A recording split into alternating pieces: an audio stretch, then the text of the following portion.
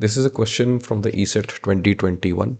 A bar of length L is uniformly heated from 0 degrees to T degrees centigrade, and the modulus of elasticity is E.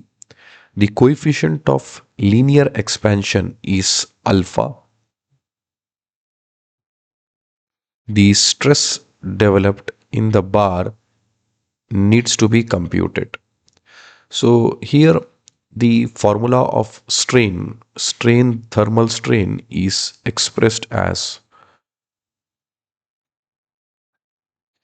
epsilon equal to alpha delta T. Alpha delta T is the coefficient of linear expansion, which tells us the amount of strain produced per unit rise in temperature. So next is thermal stress.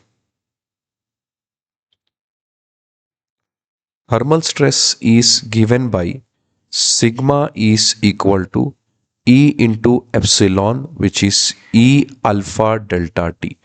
That is delta, instead of delta T, we could write it as E alpha into T minus 0 degrees, because T is the change in temperature or instant temperature. So this will be E alpha T it is. So option A is the answer.